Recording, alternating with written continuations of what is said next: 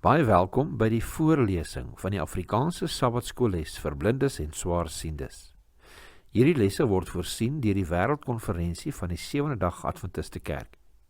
Die voorlesing van die les word aan u gebring deur SSL in samewerking met Adventiste Wêreldradio Afrikaans en word voorgeles deur Marlena Nel.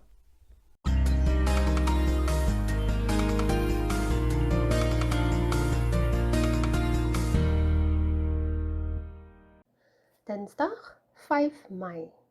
Henog se handel en wandel. Lees Genesis 5 vers 22 tot 24. Wat presies weet ons van Henog?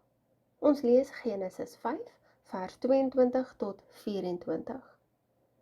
En Henog het na die geboorte van Methuselah nog 300 jaar met God gewandel, en hy het seuns en dogters gehad. So was dan al die dae van Henog 365 jaar. En Henog het met God gewandel en hy was daar nie meer nie, want God het hom weggeneem. Genesis 5 vers 22 tot 24. Die Bybel wy nie veel oor Henog se lewe uit nie, maar dit sê wel dat hy 300 jaar lank saam met God gewandel het, waarna hy hemel toe geneem is. Hoe mooi dat 'n Bybelfiguur aan sy lewenslange en volgehoue verering van God geken is. Een ding is duidelik.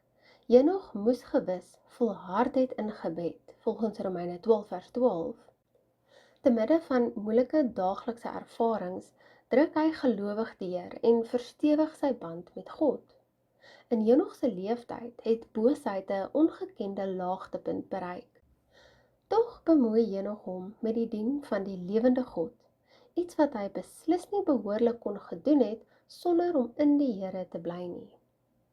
Die volgende aanhaling lees ons uit Ellen G. White, Patriarge en Profete, bladsy 8.6 en 8.7. Hoewel Henog 'n werkende man was, het hy getrou saam met God gewandel. Hoe groter en dringender die take wat hom opgelê is, hoe ernstiger en bestendiger was sy gebede. Nadat hy 'n tyd lank tussen mense was, waarin hy hulle deur woord en voorbeeld probeer onderrig het, het hy hom egter onttrek om 'n tyd lank in afsondering deur te bring. Daar het hy gehonger en gedors na daardie verhewe insigte en wysheid wat slegs die Here mens kan gee. So het Henog dus met God gewandel en toenemend die beeld van God weerspieël. Selfs die goddelose is met ontzag vervul oor die afskynsel van die goddelike teenwoordigheid op sy gelaat. Ellen G. White, Patriarge en Profete, bladsy 8.6 en 8.7. Tog vra die Here nie dat ons soos kluisenaars en monnikke moet lewe nie, so afgeskei van die wêreld dat ons van geen nut vir ander aardbewoners is nie. Soos Henog kan ons beide produktief en bewus van ons naaste se behoeftes wees. Tog is dit slegs deur 'n noue wandel met God en waarin ons gedurig in hom bly, dat die Here sy wonderlike karakter deur ons handelinge kan laat straal. Ons kan op enige tyd, op enige plek bid. Nêrens op aarde kan die Here ons nie hoor of sien nie.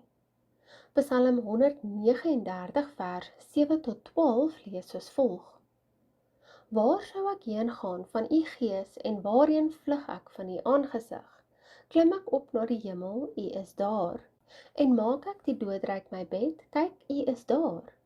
Neem ek die vleuels van my daggeraad, gaan ek by die uiteinde van die see woon, ook daar sou u hand my lei en u regterhand my vashou. En as ek sê, mag tog net die duisternis my oorval en die lig nag wees tot my beskutting, dan is selfs die duisternis vir u nie donker nie, en die nag gee lig soos die dag. Die duisternis is soos die lig. Psalm 139 vers 7 tot 12. Die noodkreet van die mense hart, die hoor hy, ongeag waar ons bevind. Klaagliedere 3 vers 55 tot 57 sê vir ons: Ek roep u naam, Here, uit die onderste kuil, u hoor my stem, verberg u oor nie vir my ontboezeming, vir my hulp geroep nie. U kom nader die dag as ek u aanroep, u sê, Wees nie bevrees nie. Klaagliedere 3 vers 55 tot 57.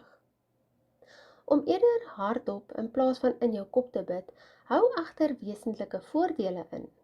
Wanneer mens in jou gedagtes bid, kan jy deurmekaar raak en selfs nie eers jou gedagtegang of jou sinnetjie voltooi nie. 'n Mens verloor makliker jou fokus. Wanneer mens egter hardop bid, het sy fluisterend of met 'n normale stemtoon, herinner jy jou onderbewussyn daaraan dat God werklik bestaan en dat hy luister, asook dat jy iets spesifieks vir hom te sê het. Waar of hoe gaan jy deur die loop van vandag 'n fluisterende gebed tot Jesus bid en sodoende samesyn met hom hê?